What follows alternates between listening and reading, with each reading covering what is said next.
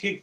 तो पिछले क्लास में बच्चों हमने क्वेश्चन दिया था कि इसको आप ट्राई करेंगे एज असाइनमेंट क्वेश्चन, और वो क्वेश्चन था कि एक सिलेंडर है जिसकी डेंसिटी है डी और वो दो लिक्विड्स में फ्लोट कर रहा है। क्वेश्चन ने डायग्राम नहीं दिया, लेकिन काफी कुछ ऐसी बताई थी जिससे कि आपको डायग्राम क्लियर हो जाएगा। ये क्वेश्चन है 2016 नीट का। ठीक है, तो देखो जरा क्या है सिचुएशन।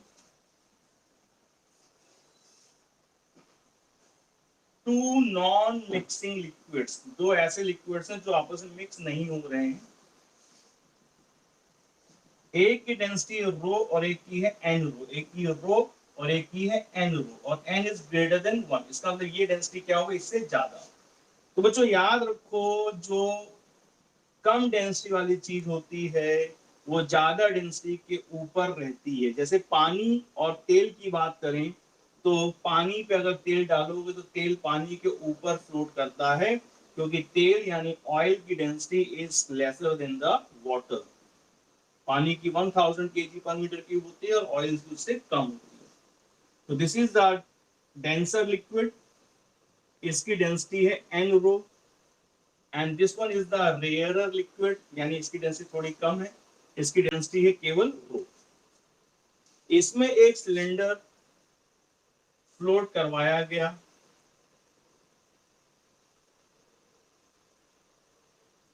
टोटल लेंथ सिलेंडर की दी गई थी एल। इसका एक हिस्सा रेयरर में है, बाकी दूसरा हिस्सा डेंसर में। जो डेंसर में हिस्सा है उसको बोला गया था P times of length, P L, P times of length. ध्यान रखना ये रो अलग चीज बनी हुई, P A P L times. तो बच्चों अगर पी एल लेंथ डेंसर में है तो रेयर में कितनी लेंथ हो गई? तो जाहिर सी बात है टोटल लेंथ अगर एल है, नीचे वाली लेंथ पी एल है, तो ये लेंथ कितनी बची? ये लेंथ बचेगी एल माइनस पी एल। ये लेंथ बचेगी हवा में, सॉरी रेयर लिक्विड में।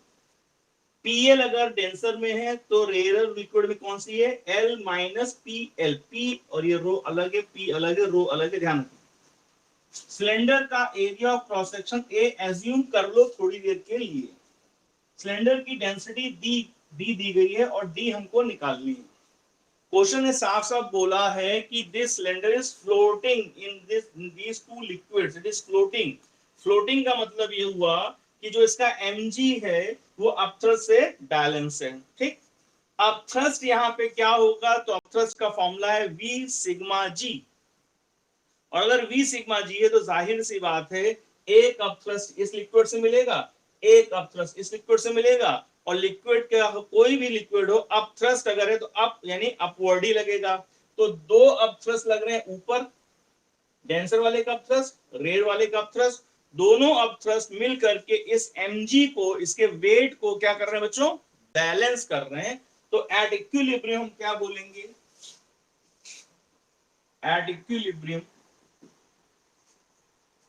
दिख रहा है ना? ठीक, एट इक्विलिब्रियम क्या हुआ? इसका अपथ्रस्ट, अपथ्रस्ट 1 प्लस इसका upthrust, upthrust 2 is equal to capital mg. What is capital mg?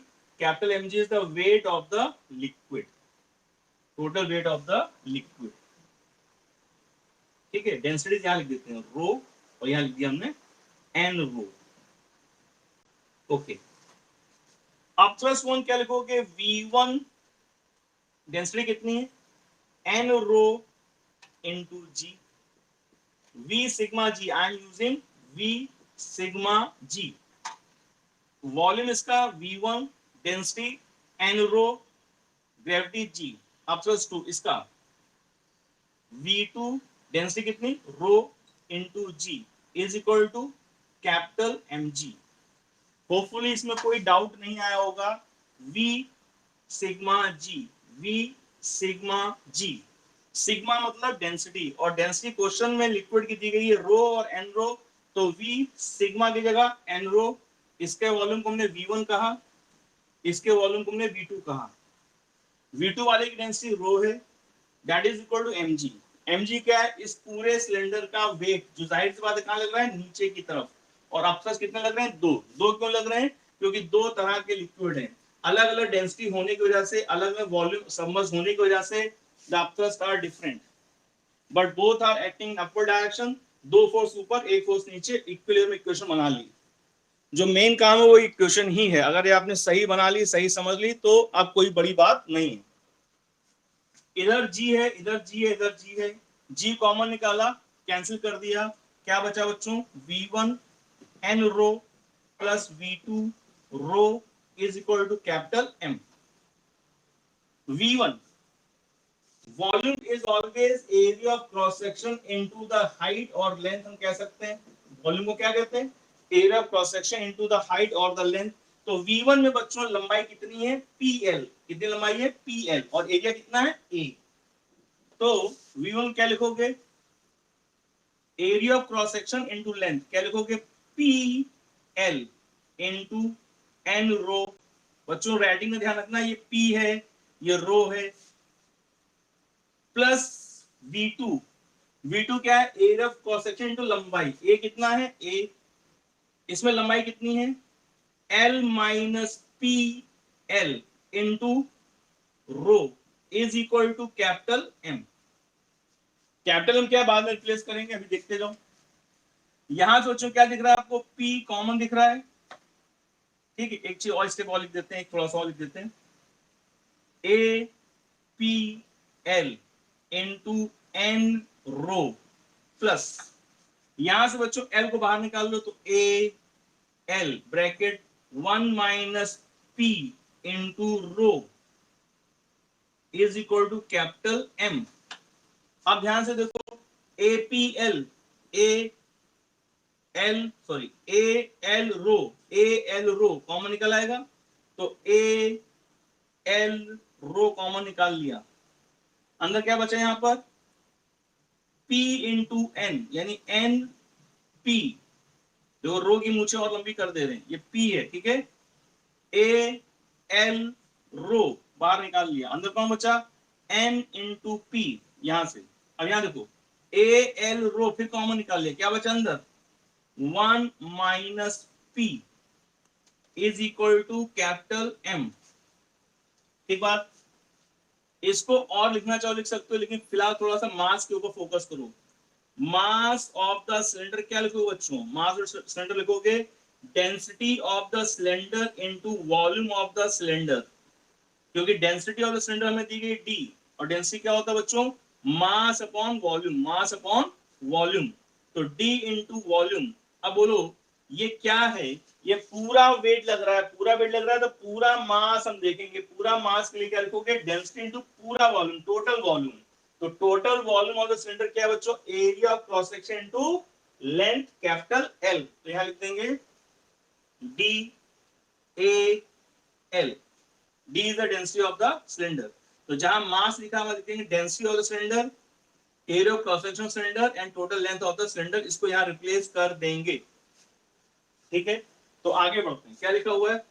AL rho bracket NP plus 1 minus P is equal to, इसको रिप्लेस करते हैं, DAL।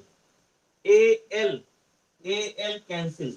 हमसे पूछा क्या गया था? हमसे D पूछा गया है, डेंसिटी ऑफ द सिलेंडर। और थोड़ा सा मैनिपुलेशन और कर दिया जाए हल्का सा, तो क्या बन गया देखो,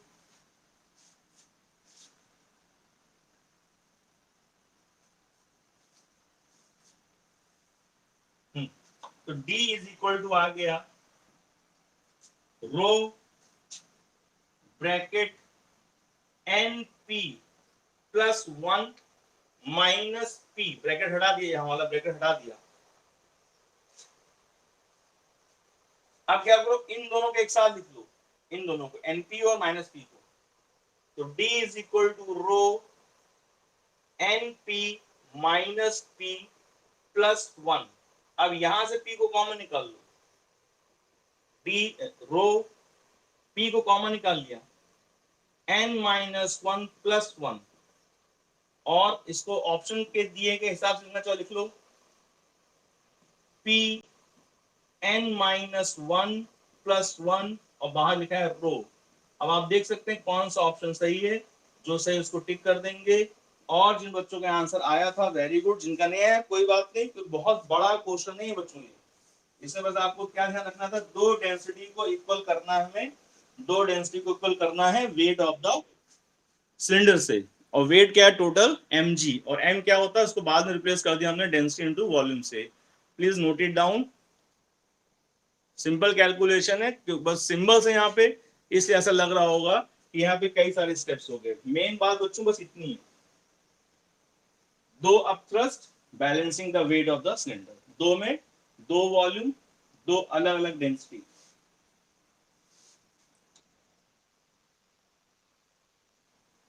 हाँ कर देंगे, इसको लिख लो फिर बताते हैं,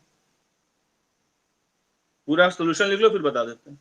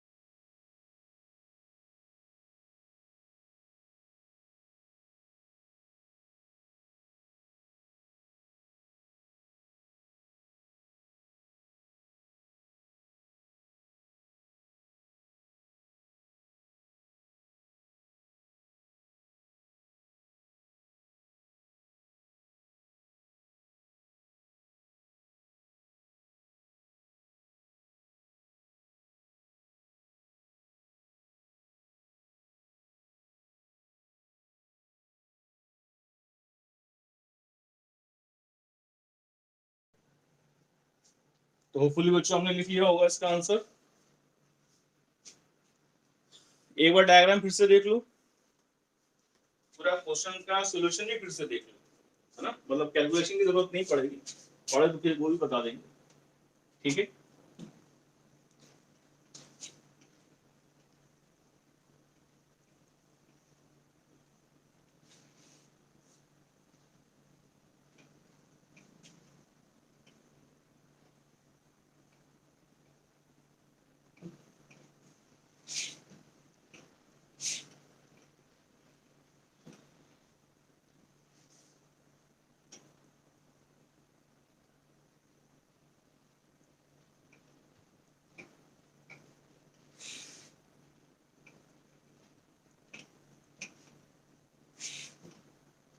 तो देखो बच्चों, दो तरह के लिक्विड्स हैं,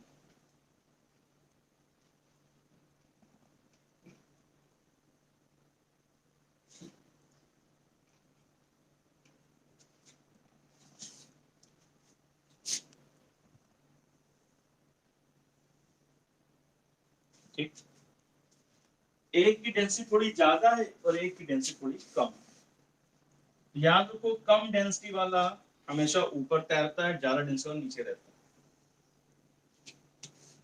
ये है एक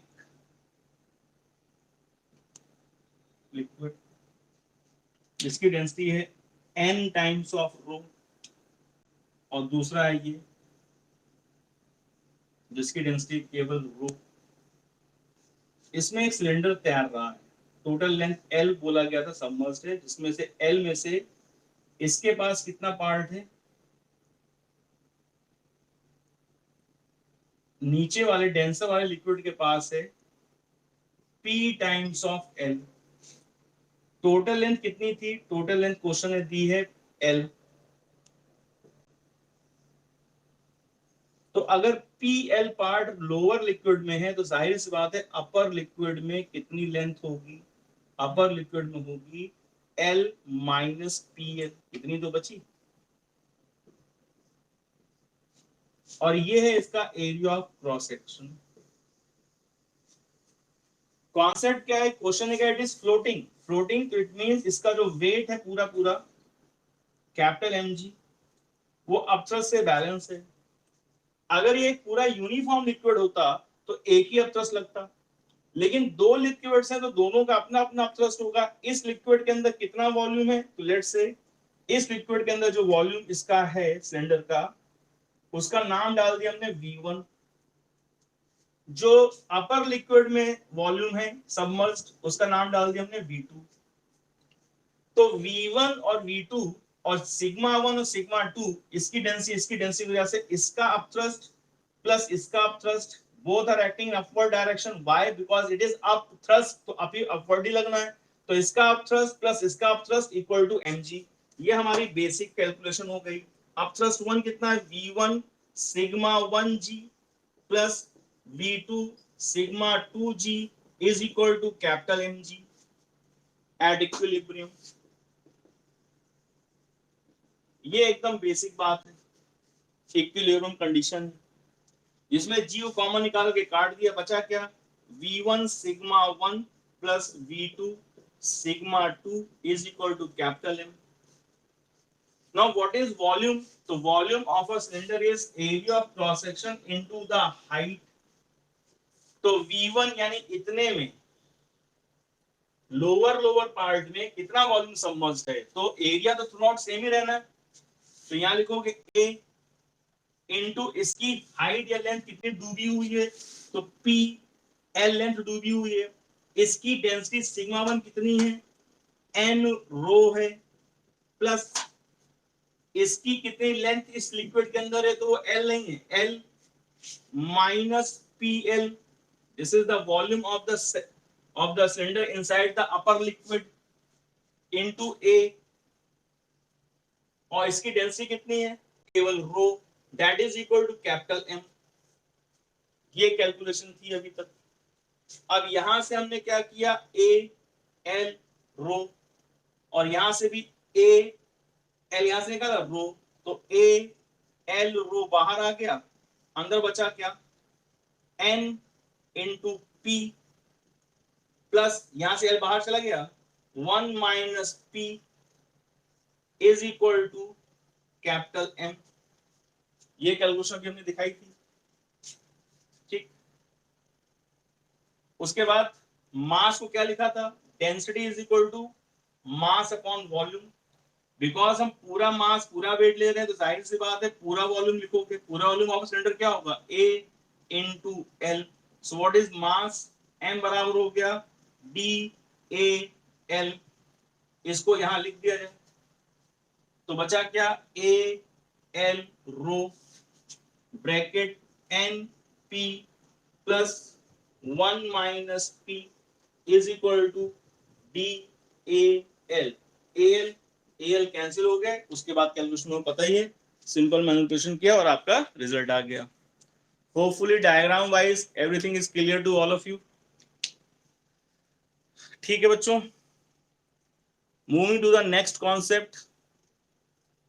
देखो फिर कुछ क्वेश्चन देंगे आपको ट्राई करने के लिए, या क्वेश्चन दे देते हैं फिर आगे कॉन्सेप्ट पे चलते हैं। तो आप देखो दो क्वेश्चन दे रहे हैं आपको असाइनमेंट में, उसको करके फिर आप भेजिएगा। और फिर अभी हम डिस्कस करने जा रहे हैं रिलेटिव डेंसिटी, या उसको कहते हैं स्पेसिफिक ग्रेविटी। ठीक है, तो देखो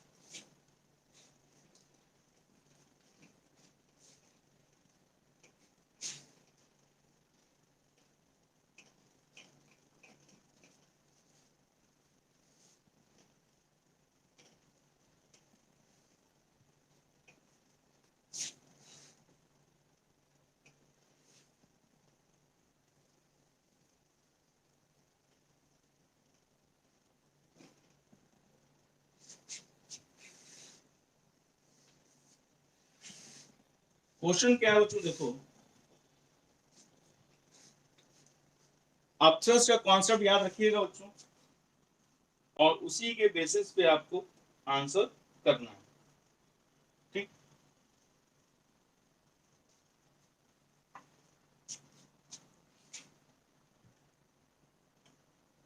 A block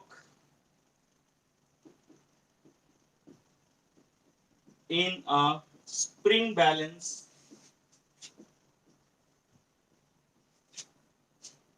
has a reading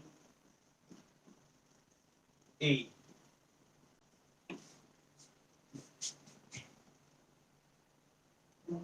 In a second case, water taken in a pan spring balance shows a reading B. Pan spring balance क्या होता है दिखा देंगे दोनों चीजें। If upthrust on the block when it is completely completely submerged, when block when it is completely submerged in the water,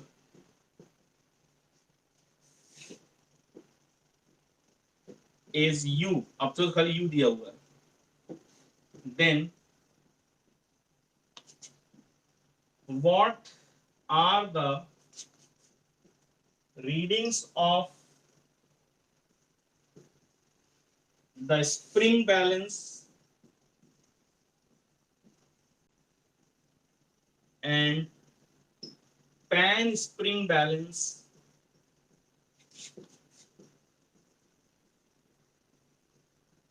in the two conditions,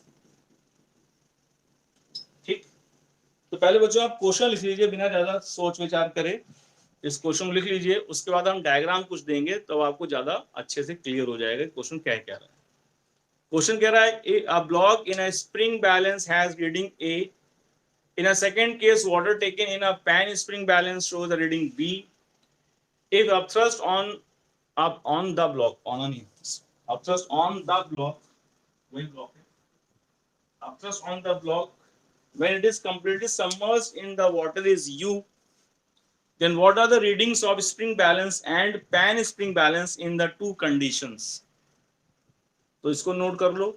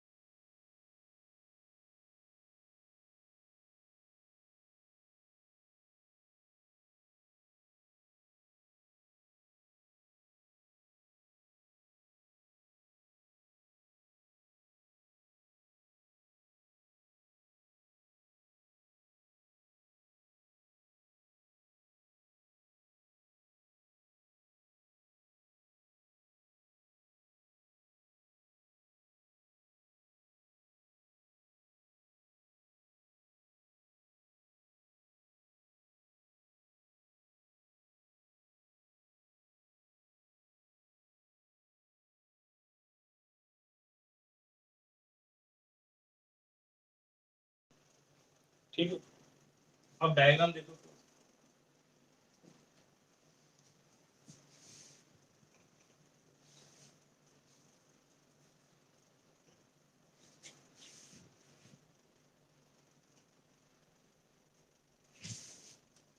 spring balance normal spring balance है,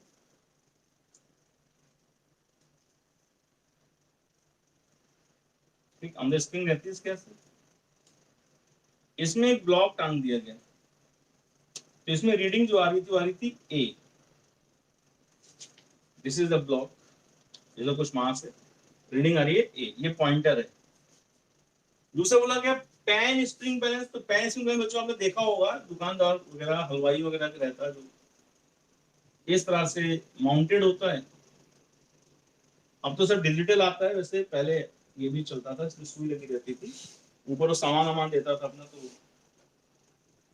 एक लड्डू देना भैया, लड्डू तोड़ रखता रहता था, रीडिंग बढ़ती जाती थी, लास्ट में लड्डू तोड़ तोड़ कर रख रहा होता था। हम कहते भाई दे दो एक ही लड्डू, पूरा दे दो, क्यों तोड़ोगे उसको, कहता था भैया क्या बताएं बहुत महंगा ही आ रहा है। ये रीडिंग है। अब इसमें अंदर यहाँ स्प्रिंग लगी होती है, तो ये माउंटेड टाइप कहलाता है, माउंटेड मतलब इसके ऊपर रखा हुआ है, ये हैंगिंग टाइप है, माउंटेड टाइप है, यहाँ स्प्रिंग ये दबने से रीडिंग दे रही है, ठीक है।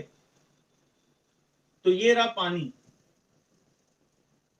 पानी की रीडिंग आ रही है बी,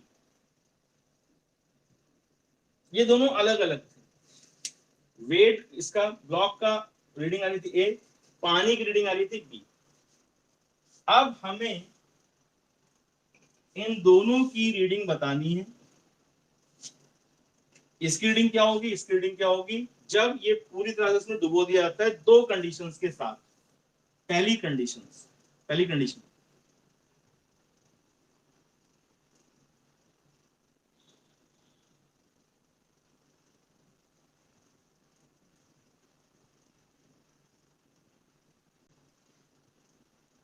पानी इसमें है और आपने इसको बाहर से पकड़ रखा है, और ये इसके अंदर ब्लॉक पूरी तरह से डूब गया। तो पहली कंडीशन, इसकी रीडिंग क्या है और इसकी रीडिंग क्या है। तो फर्स्ट कंडीशन दो आंसर करने हैं आपको, what is reading of spring balance and what is reading of pan spring balance. Second condition में क्या हुआ,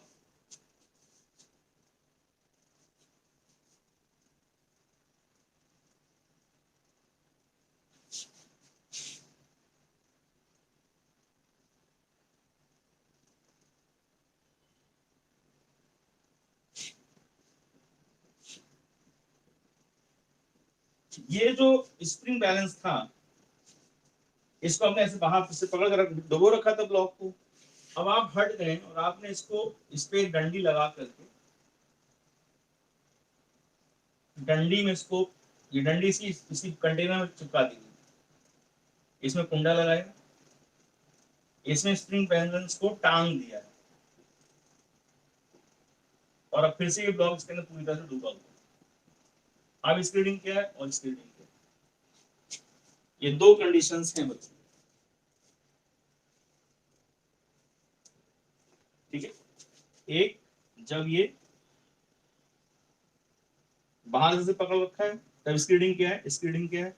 अब आपने एक यहाँ पे अरेंजमेंट बनाया और इसमें इसको टांग दिया, फिर डूबा पूरी तरह से, दोनों केस में पानी में डूबा हुआ है, हवा में अकेला था, इसकी रीडिंग ए थी, इसकी रीडिंग बी थी। अब बी की जगह क्या आएगा, बी ही आएगा, कुछ आएगा ए आएगा, ए के कुछ और आएगा, वगैरह वगैरह। This you have to think and then you have to answer. ये आपका असाइनमेंट क्वेश्चन, ये आप इसको ट्राई करेंगे और भेजेंगे। डायग्राम क्लियरली बना लीजिए, बहुत क्लियर कर दिया क्वेश्चन, थोड़ा सा दिमाग लगाएंगे आप समझ जाएंगे क्या करना है। फर्स्ट केस में दो आंसर आएंगे, सेकंड केस में दो आंसर आएंगे। दो आंसर कौन कौन से, स्प्रिंग बैलेंस की रीडिंग क्या आ रही है, पैन स्प्रिंग की रीडिंग क्या आ रही है, सेकंड केस में स्प्रिंग रीडिंग क्या आ रही है, पैन स्प्रिंग रीडिंग क्या आ रही है। This you have to think and answer. तो पहले लिख लीजिए, जल्दबाजी मचाने की जरूरत नहीं है, आराम से डायग्राम बना लीजिए and keep on thinking on it.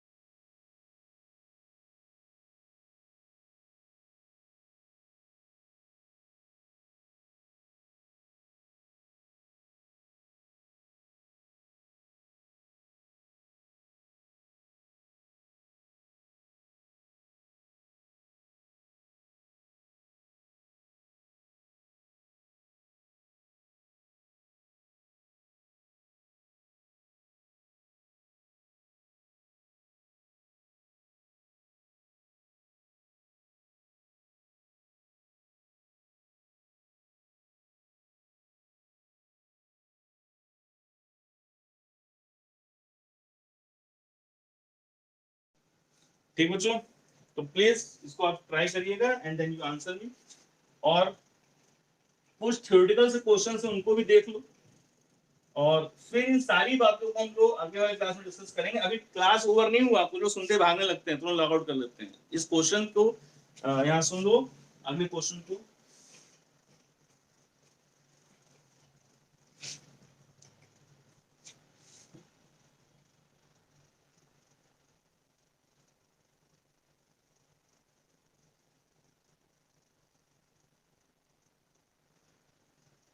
Spring balance टंगा हुआ रीढ़ सपोर्ट से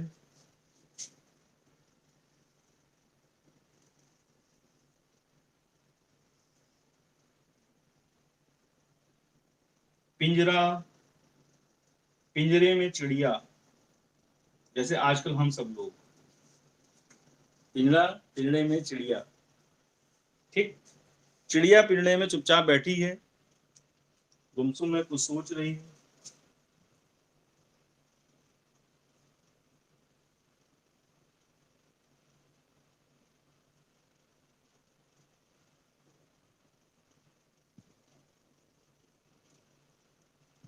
बैठी, रीडिंग है डब्ल्यू। सिंपल, पिंजरे का वेट लग रहा होगा, चिड़िया का वेट लग रहा होगा, रीडिंग डब्ल्यू आ रही है। बहुत सिंपल सी बात है। What is the reading, what is the reading when, पहला point, bird is flying with its position held constant at some height। मतलब अब चिड़िया उड़ रही है पिंजड़े में, और पिंजड़े में उड़ते समय उसने अपनी पोजीशन को कांस्टेंट जगह पे मेंटेन किया हुआ है, ना ऊपर जा रही है नीचे जा रही है, लेकिन पिंजड़े बैठी नहीं है, हवा में अपने आप को रोके वहीं की वहीं, वहीं में रुके हुए। तब रीडिंग क्या होगी, rising up with some acceleration, जो ऊपर उड़ती जा रही है, ऊपर उड़ के एक्सेलरेट करके ऊपर जा रही है। यहां पे एक्सेलरेट करती चली जा रही है ऊपर। थर्ड पार्ट में क्या हुआ, फॉलिंग अंडर ग्रेविटी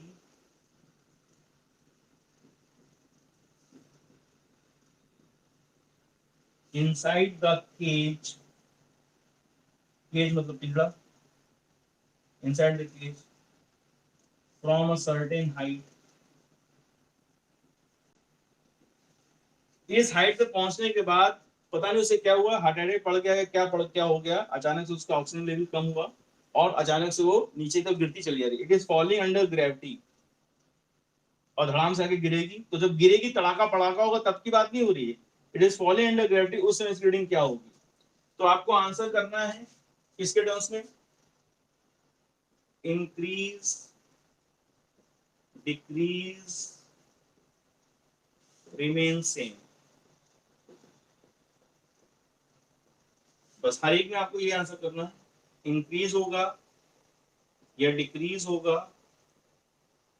या रिमेन सेम। हर एक में आपको ये तीन ही ऑप्शन में से एक ऑप्शन चूज करना है, चौथा ऑप्शन नहीं है, तीन ही।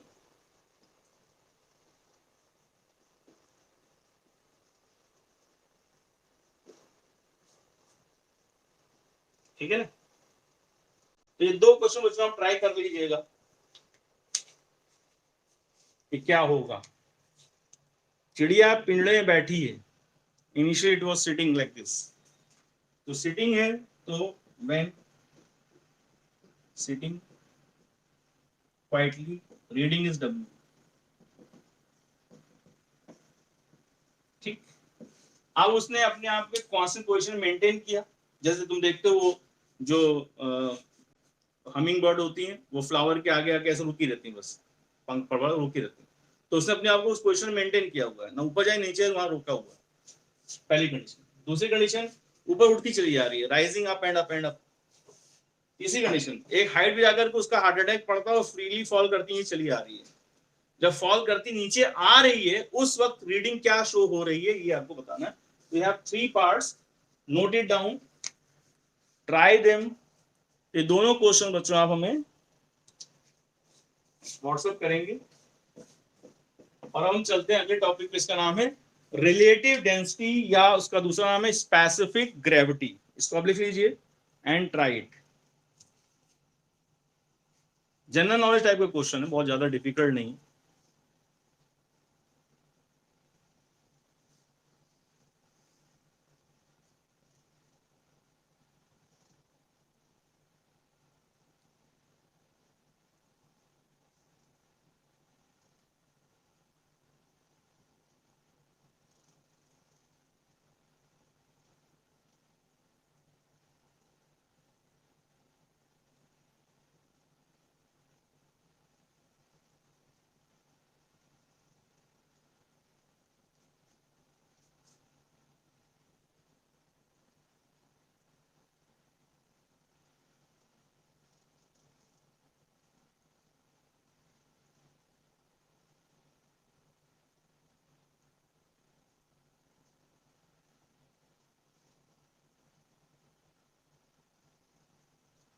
ओके चलो।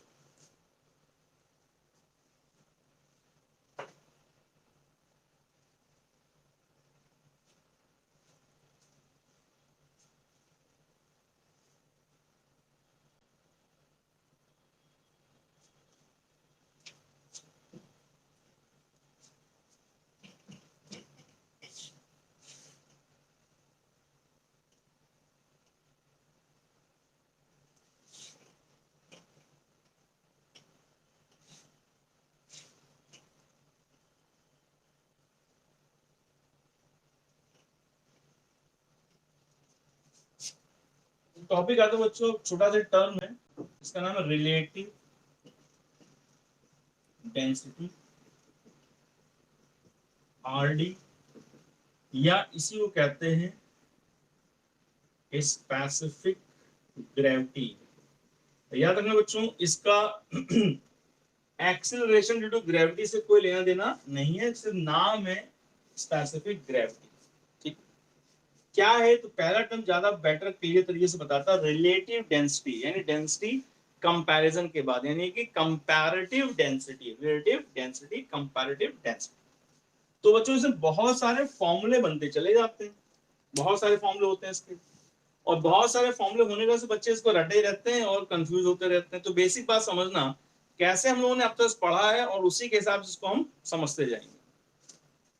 सबसे पहला और सबसे सिंपल फॉर्मूला रिलेटिव डेंसिटी, यानी रिलेटिव मतलब यू हैव टू कंपेयर। तो बोलते हैं density of the object upon density of water. बस इतनी बात।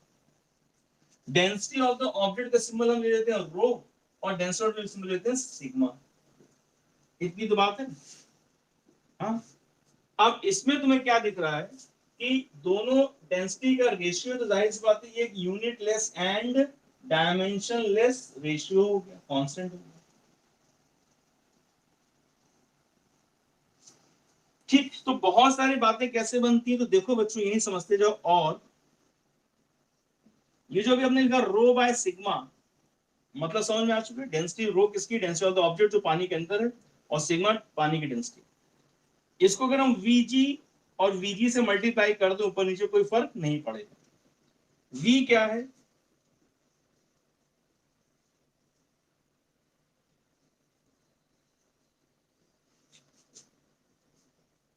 Total volume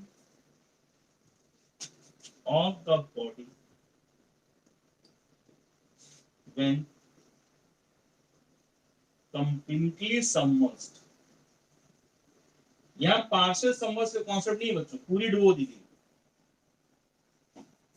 total volume of the body, यानी कि बॉडी कैसी है, कंप्लीटली सबमर्ज्ड, यानी कुछ इस तरह से।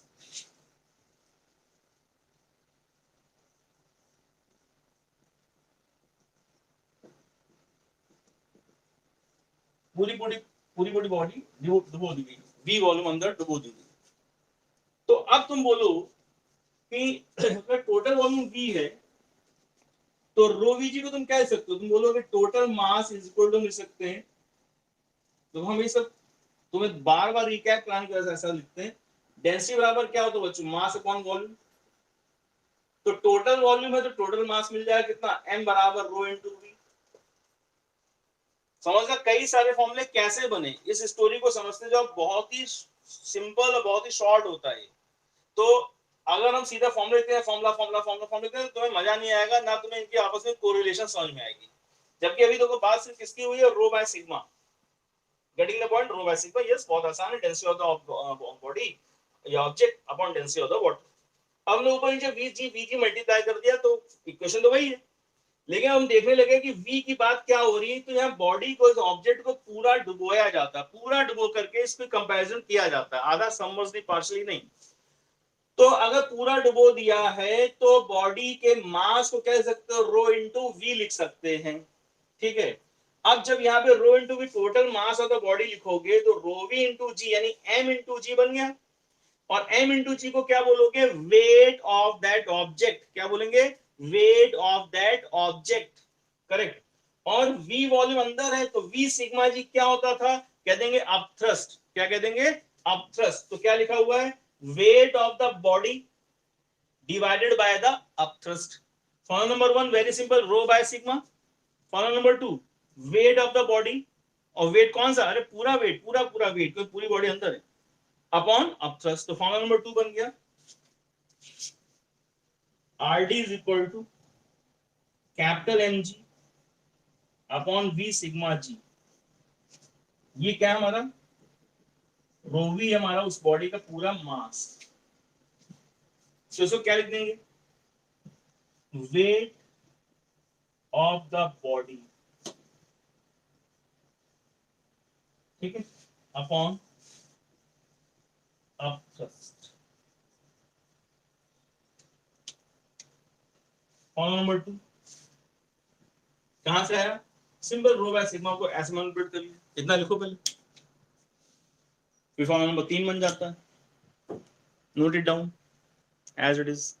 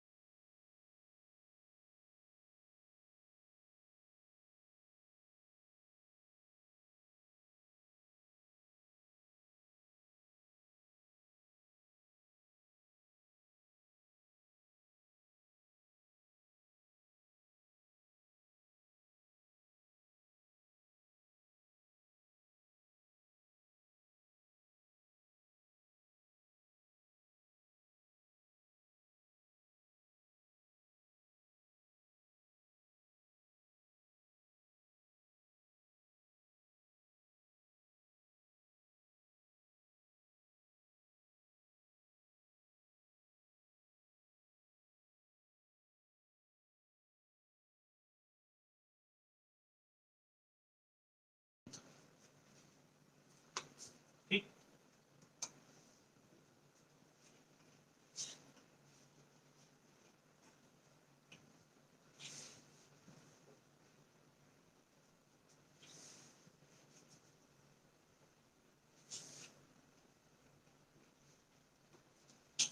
तो पहला फॉर्मूला बन गया, density of the object upon density of the liquid, simple. इसको मल्टीप्लाई किया वी सिग्मा सिग्मा जी से, तो फॉर्मूला नंबर 2 बन गया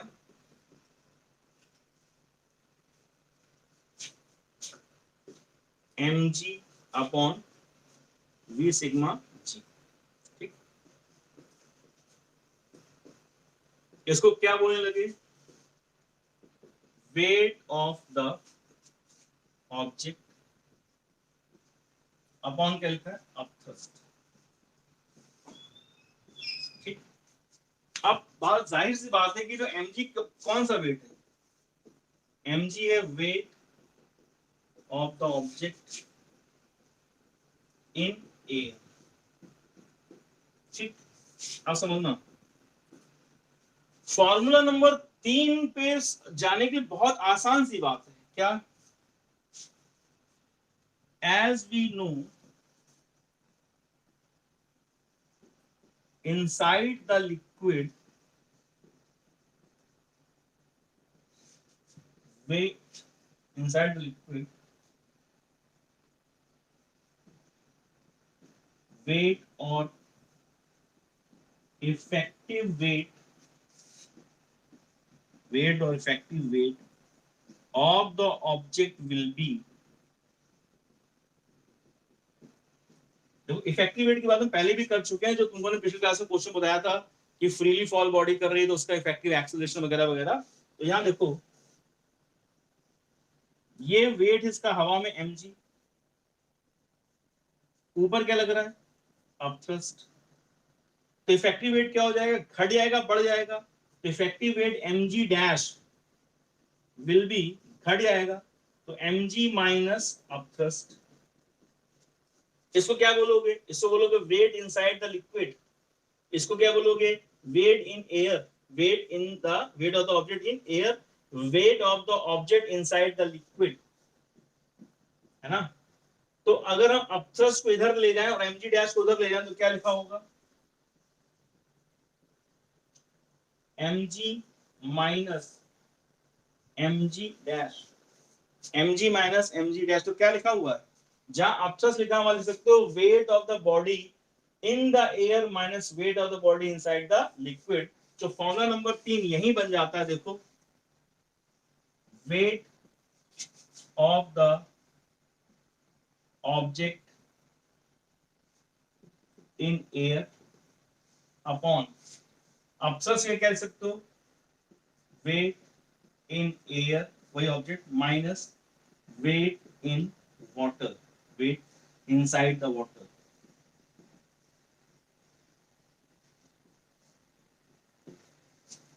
बात कहां चली थी, रो बाय सिग्मा, वीजी से मल्टीप्लाई किया mg upon V sigma g, we sigma जी कौन है, अपथ्रस्ट। तो फॉर्मूला नंबर 2 बन गया simple, wait of the object in air upon upthrust. Clear. फिर ये बात हम जानते हैं सिंपल मैकेनिक्स से कि लिक्विड जब के अंदर कोई जो बॉडी डूबेगी तो वहां का इफेक्टिव वेट क्या होगा, वहां का इफेक्टिव वेट होगा mg माइनस अपथ्रस्ट। तो ये क्या है, ये है वेट इनसाइड द लिक्विड, दिख रहा है ना, ये है वेट इनसाइड द लिक्विड, ये, और ये क्या है, वेट इन एयर, और ये लिखा है अपथ्रस्ट। अपथ्रस्ट को इधर ले जाओ, mg डैश को उधर कर दो, क्या लिखा होगा, upthrust is equal to mg minus mg dash, यानी weight in air minus weight inside the liquid. तो जहां अपथ्रस्ट उसको जस्ट रिप्लेस कर दो, weight in air minus weight inside the water. तो एक और डेफिनेशन बन गई, एक और फॉर्मूला बन गया, weight in air upon upthrust और weight in air upon weight in air minus weight inside the water. और फॉर्मूला नंबर 4 बहुत आसान है, पहले इतना लिखो फिर 4 की बात करते हैं। 3 बातें तुमको बता दी, आपस में कोरिलेटेड है सारी बातें।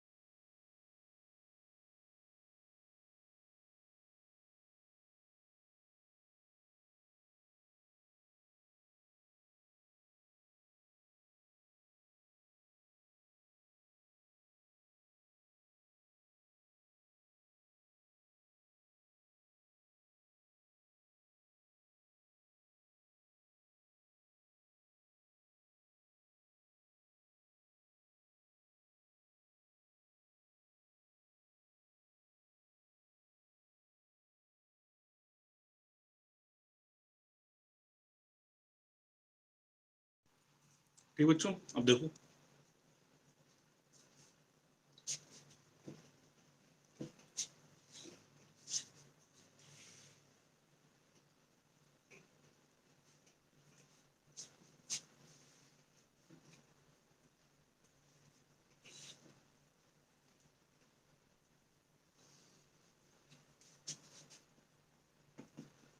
रिलेटिव डेंसिटी क्या है? Density of the object upon density of the water. किसमें कन्वर्ट कर दिया? Weight of the object in air upon upthrust. ये किसमें कन्वर्ट हो गया? Weight of the object in air, और अपथ्रस्ट को क्या लिख सकते हैं? Weight in air minus weight inside the liquid.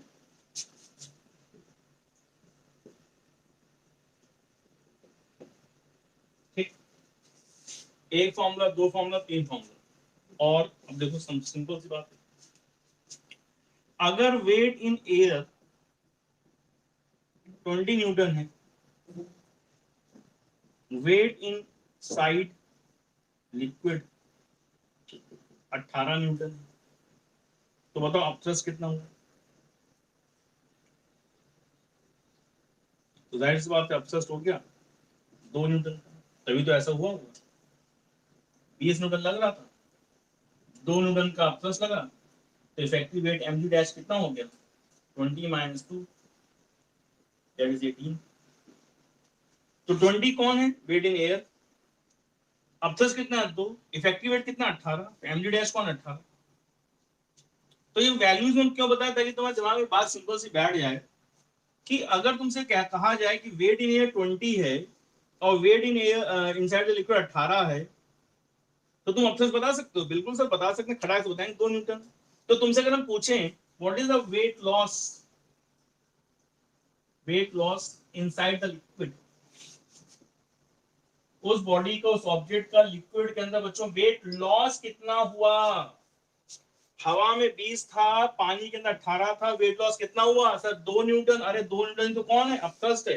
यानी जो weight loss inside the liquid होता है, क्या वो अपथ्रस्ट होता है? यस, वो अपथ्रस्ट के बराबर ही तो होता है, दैट इज 2 न्यूटन। बात समझ में आई? अगर तुमसे ऐसे डायरेक्टली पूछें कि weight loss by the body inside the liquid is equal to upthrust, तो तुम्हें लगे सर ये क्या बोला, फिर से बोलिए। लेकिन बात एक्चुअली यही है कि अगर हवा में कोई चीज 20 न्यूटन वेट कर रही है और अपथ्रस्ट 2 न्यूटन का लग जाए, तो उसका इफेक्टिव 18 हो जाएगा। तो जितना था 20 और जितना है 18, डिफरेंस कितना है? 2। और 2 कौन है? अपथ्रस्ट है। और वही क्या है? उसका weight loss inside the liquid.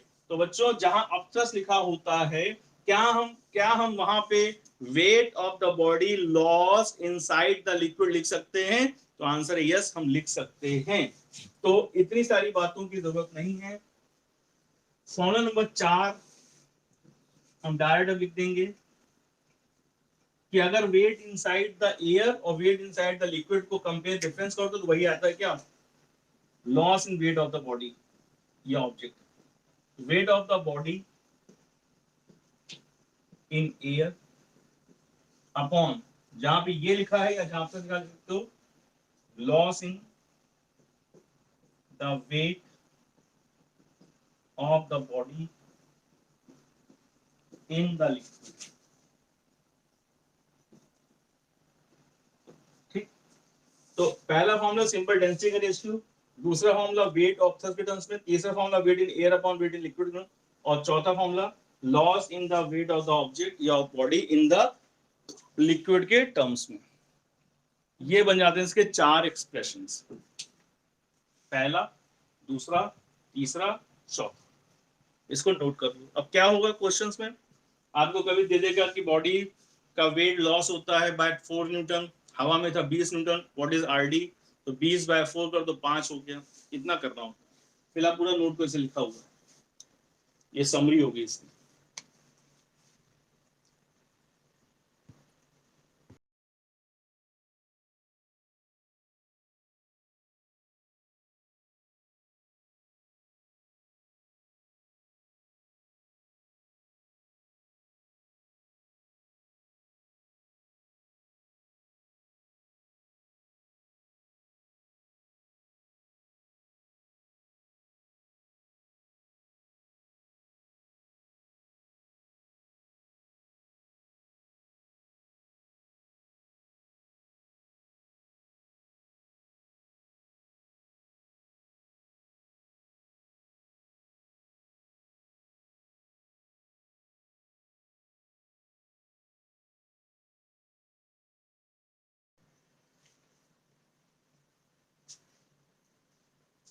ठीक बच्चों, तो ये चार चीजें आपस में कोरिलेटेड है आरडी। अब इसको यूज कैसे करते हैं तो थोड़ा सा यूज अगले क्लास में समझेंगे, और अगले क्लास में स्टार्ट करते हैं बच्चों फ्लूइड इन मोशन, हाइड्रोडायनेमिक्स। उसमें पहले पढ़ेंगे नॉन विस्कस, उसके बाद पढ़ेंगे विस्कस। ठीक है, तो that's all for today. Revise कर लीजिएगा, क्वेश्चन जो दिए उनको ट्राई करके व्हाट्सएप कर दीजिएगा। That's all, take care, good night, bye bye.